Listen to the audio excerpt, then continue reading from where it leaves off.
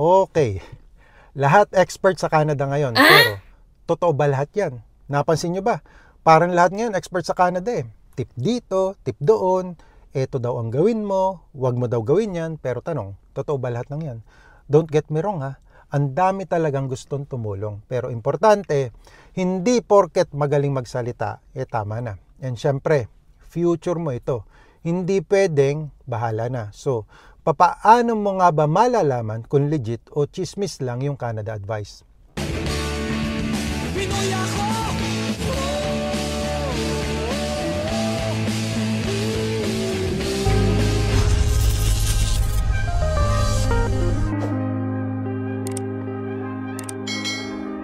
Kakilala ko po mismo yung nag-comment sa aking video. Ang sabi po ni Kuya Levi Reyes, paki-shoutout din Kuya Sok yung mga nagbebenta ng LMIA overpriced 10,000 to 20,000 Canadian dollars po ito.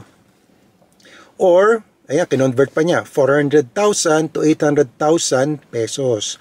Maawa kayo sa mga hindi makapag-renew ng work permit, maging mga HR at employer, may sabwatan. Saan ba pwede isumbong, Kuya Sok? Ayan. So, ilalagay ko po yung link below kung saan pwede nyong isumbong yung mga ganitong naniningil sa LMIA. And again, reminder po, doon sa mga kababayan natin na nag-a-apply dito sa Canada, yung LMIA po, or Labor Market Impact Assessment, hindi po dapat applicant ang nagbabayad dyan. It's time.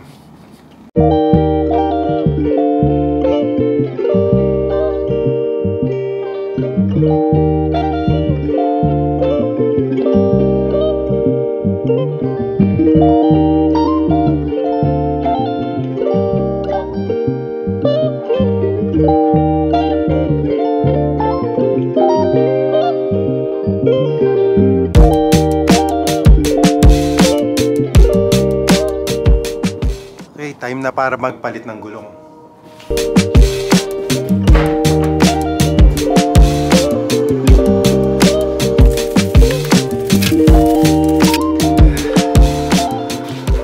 Buti hindi pa masyadong nag-i-snow. Kailangan ka kasi talaga magpalit ng snow tires dito sa Canada. Kahit pa sabihin mong yung sasakyan mo ay 4x4 or sabihin mo pang naka all season ka, iba pa rin talaga pagka winter tire ang iyong gulong.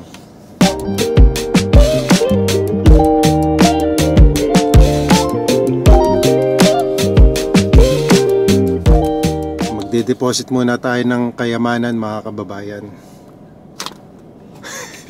Not to brag, but to inspire.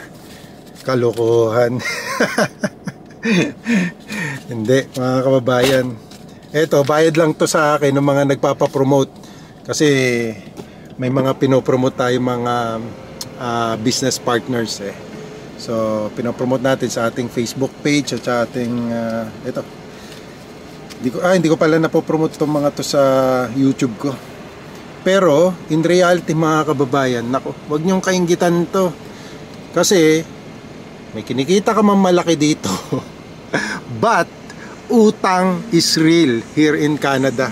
Pambayad lang to ng utang, mga kababayan. Doon nga pala sa mga kababayan din natin na naghahanap ng instant cash.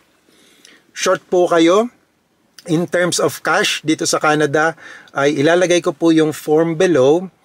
Pwede po kayong ma-approve nitong lending company which I am partner with ng up to 25,000 po. So, dun sa nangangailangan ng extra cash, instant cash, pagbigay alam nyo lang po sa akin, mag-leave po kayo ng comment below or mag-fill up po kayo ng form. And, eto naman, dyan doon sa mga nangangailangan ng utang doon naman sa may mga utang na hindi naman makabayad sa utang, meron din pong program dito sa Canada na tinatawag na debt forgiveness. So, mapapatawad po yung utang nyo, but depende po yan may terms and condition po yan kung up to which amount yung mapapatawad doon sa utang ninyo. And i-assess din po kayo, aalamin natin kung qualified kayo for this debt forgiveness program. Okay, para matulungan po kayo naman na makabayad dun sa inyong utang na hindi mabayaran. So, ayan, that's the reality here. At kahit pa malaki ang kinikita mo dito, malaki rin ang babayaran mong taxes. Ayun. Ayos. Na-deposit na natin. After ko ma-deposit yung pera ko, diretso lang din sa mga bayarin. That's good. Tapos na nakapag-deposit na tayo ng pera. And, kagaya nga na sinasabi ko sa inyo mga kababayan, dito sa Canada, the more you earn, the more that you are paying taxes. Kaya sa totoo lang, nung dati na ang ine-earn ko, ang kinikita ko ay maliit pa, mas nakakaipon nga ako kaysa ngayon na malaki nga ang kinikita ko, malaki din ang binabayaran kong tax yearly. So parang ano lang, anong tawag dito, nagsasakto lang, equal lang din. That's the reality. That's my reality mga kababayan. Kasi meron po dito mga may mga strategy po para yung taxes mo mapababa mo. Dito ako. May mga iba't ibang mga strategy. At sa mga susunod na pagkakataon ay pag-uusapan natin yan, yung mga strategy niyan.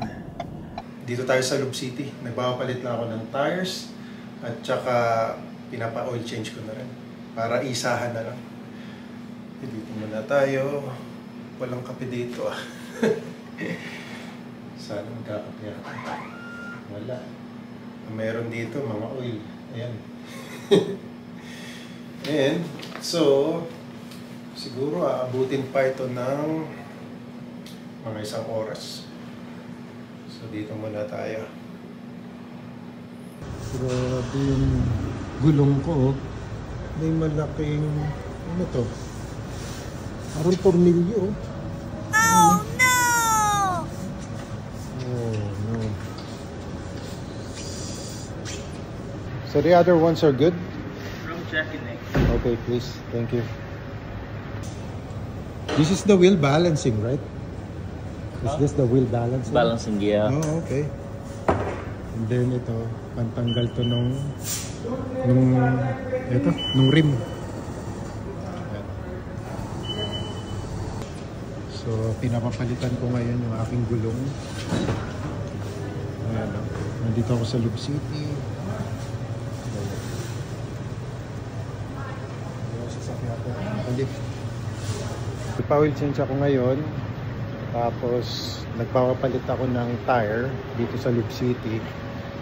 Medyo mahal ang babayaran ko, nasa grabe 322 lahat ng babayaran ko. Immigration changes fast, as in sobrang bilis, kaya dapat lagi ka ring updated. Kailangan may proof or basehan parati. I-screenshot nyo kabayan. May official source ba yan na pinanggagalingan? Kasi kung puro sabi nila or ito daw, red flag yan. Mag-isip-isip.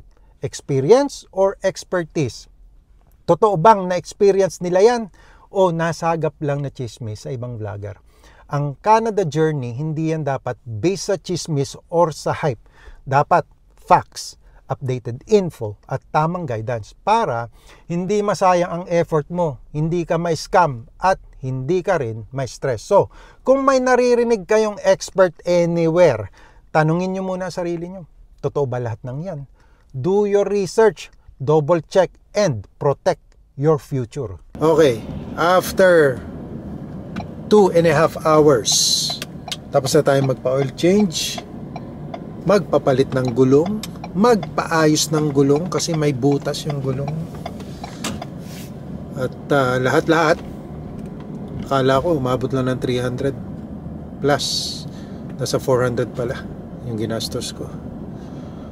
Butas na nga ang gulong, butas pa ang bulsa. For your information, mga kababayan, ay meron din po tayong mga kakilala na immigration consultant dito if you wanted really an expert advice. Kasi po, itong mga immigration consultant, syempre, pinag-aralan po talaga nila ito. Linya po talaga nila itong patungkol sa immigration. Kasi kung meron po kayong mga bagay na talagang nahihirapan kayong unawain, and it happens naman po, so, pwede ko po kayong i-recommend sa ating mga expert immigration consultant. Pangunahin na po dyan si Miss Marjorie Quintos ng Mercan Group. Kamusta mga kababayan job seekers at sa lahat ng mga naghahanap ng opportunities? I'm very excited ngayong araw na ito kasi makakasama natin yung legit na immigration partner natin na walang iba kundi si Miss Marjorie Quintos. Kasi meron siyang special announcement para sa ating lahat. So, Ma'am Marjorie, ano po ba itong special announcement natin for today? The best announcement that we have is meron tayong mga bagong job orders and slots. I would say exclusive for Filipinos. So, just to be clear, Ma'am Marjorie, ano ba itong EB3? Well, EB3 program is isa siyang permanent residence program sa United States. Compared sa Canada, karamihan sa mga nakapunta ng Canada in the past decades, temporary worker muna, tapos saka mag-a-apply ng PR, right? Pero yung sa EB3, diretsong green card PR na agad pagdating la. But at the same time, kailangan din ng employer who will sponsor them to get their permanent residency. Ano po ba yung mga aabangan natin ng mga job listing? Isang trabaho lang, caregiving. Caregiving. So, home health. Hindi siya hospital setting, hindi rin siya isang employer lang. It's an agency na nagpapa-deploy ng mga caregivers sa mga bahay-bahay ng mga mayayamang clients na kailangan ng care. Kaya, kayo po, mga kababayan, ina-advisean ko na lagi nyo pong siguraduhin, i-check po kung legit po ang isang ahensya, lalo na kung nasa ibang bansa kayo, na naniningil po sa inyo. Magtanong-tanong po kayo mga kababayan, yung isang agency bang yon, may mga napaalis na ba yon? Legit ba talaga yon? Bago kayo magbigay ng certain amount. Kasi yung pera po, pinaghihirapan natin yan mga kababayan. At ayaw nating basta-basta masayang yung ating perang pinaghirapan. And at the end, ay maloloko lang tayo. Okay? So, hanggang dyan lang po muna for today mga kababayan. I hope you like this video. If you do, please give it a thumbs up. And as always, more tips, informations, and opportunities to come. I will see you, God willing, on my next video. Samahan nawa kayong parati ng Panginoon sa inyong pang-araw-araw na buhay at magandang araw po sa inyong lahat.